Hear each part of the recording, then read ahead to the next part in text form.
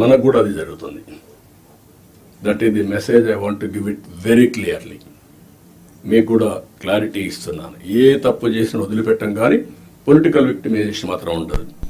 మొన్న మాట్లాడుతూ 36 మందిని చంపేశారని ఢిల్లీకి పోయి ధర్నాలు చేశారు.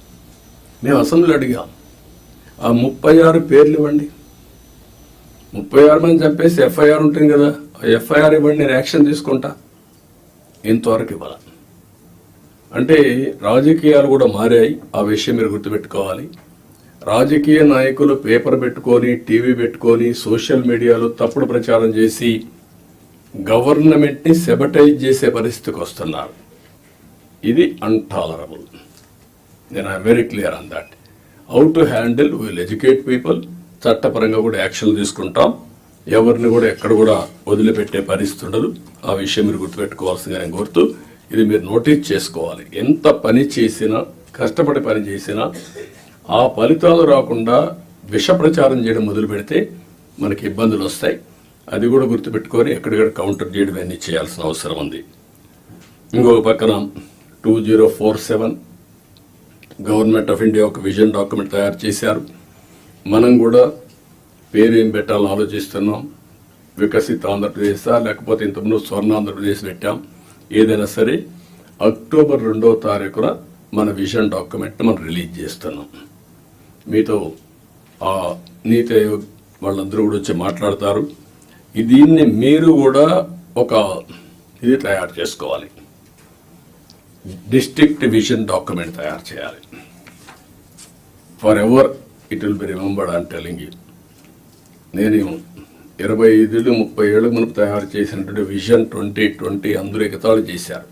దేశంలో first time who had done that experiment. Today everybody is talking about vision. ఇప్పుడు మీరు చేసే విజన్ 2047 ఆ డిస్ట్రిక్ట్కి మీకు ఎప్పటికీ సాటిస్ఫాక్షన్ ఉండేట్టుగా, ప్రొఫెషనల్ సాటిస్ఫాక్షన్ ఉండేగా ఉంటుంది. కాబట్టి మీరు దీన్ని తయారు చేయడంలో ముందు ఉండాలి. సెప్టెంబర్ 20కి 100 రోజులు అవుతుంది. 100 రోజులు నేను టార్గెట్ పెట్టుకున్నాం. అందరూ కూడా 100 రోజుల్లో ఏం చేయబోతున్నారు మీరు కూడా చేస్తున్నారు. ఇప్పటికే మేము ఒక 5 సిగ్నేచర్లు పెట్టాం. ఇప్పుడే ఎక్స్ప్లెయిన్ చేశారు. 7 వైట్ పేపర్స్ రిలీజ్ చేశాం. రైట్ మ్యాన్ రైట్ ప్లేస్లో పెట్టడానికి ప్రయత్నం చేశాం.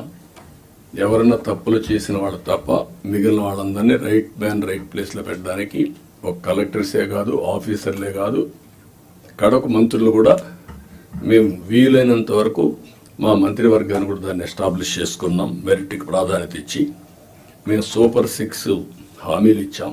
దానికి కమిట్ అయి ఉన్నాం. ఈ నెల మళ్ళీ అన్నా క్యాంటీన్ 15 ఓపెన్ చేస్తున్నాం.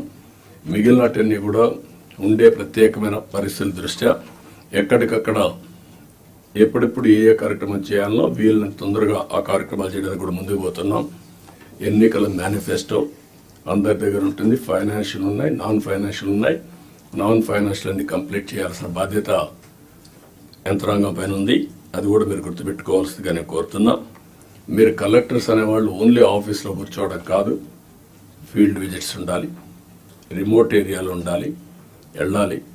అది ఎప్పుడు తర్వాత కూడా భావితరాలు మాట్లాడుకుంటారు, పలానప్పుడు పలానా కలెక్టర్ మా ఊరికి వచ్చారు అనేది దే విల్ రీకలెక్ట్.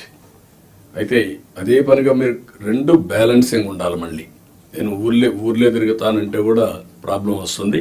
కానీ ఫస్ట్ హ్యాండ్ ఇన్ఫర్మేషన్, క్షేత్రస్థాయిలో ఏం జరుగుతుందో తెలుసుకోవాలంటే మీరు వెళ్లాల్సిన అవసరం ఉంది. ఇది కూడా మీరు గుర్తుపెట్టుకోవాల్సింది నేను కోరుతున్నా. ఒక కలెక్టర్సే కాదు, మినిస్టర్స్, ఇక్కడుండే senior secretaries, head of the departments, ప్రతి ఒక్కరికి కూడా ఫీల్డ్ అసెస్మెంట్ మీకు ఉండాలి. క్షేత్రస్థాయిలో మీరు చూసి వచ్చినప్పుడు మీకు వచ్చే ఆలోచనలు, మీ విధానం టోటల్గా మార్పు వస్తుంది. అవన్నీ కూడా మీరు గుర్తుపెట్టుకోవాల్సిందిగా చేస్తారని చెప్పి నేను ఆశిస్తున్నా. పెద్ద సభలు వద్దు. గ్రామంలో పోతే వాళ్ళే వస్తారు, వాళ్ళతో ఇంటరాక్ట్ కండి, పర్సనల్గా ఇన్స్పెక్ట్ చేయండి. నేను కూడా ఇది అయిన తర్వాత ఆకస్మిక తనిఖీలకు వస్తున్నా. నేను అప్పుడప్పుడు అంటున్నాను 95 CBN చూస్తారని. ఇంకా నేను స్పీడ్ పెంచలేదు, ఇంకా రాలా 95 CBNకి. అప్పుడు కొంతమంది తెలిసిన వాళ్ళు ఇక్కడ ఉంటారు. మినిస్టర్స్ కూడా అప్పుడు పరిగెత్తేసేవాళ్ళని, వీళ్ళు పరిగెత్తిచ్చేవాళ్ళం, మేము పరిగెత్తేవాళ్ళం. ఆఫీసర్లు అయితే చాలా బట్ ప్రైడ్గా ఫీల్ అయ్యారు. ఈరోజు హైదరాబాద్ కానీ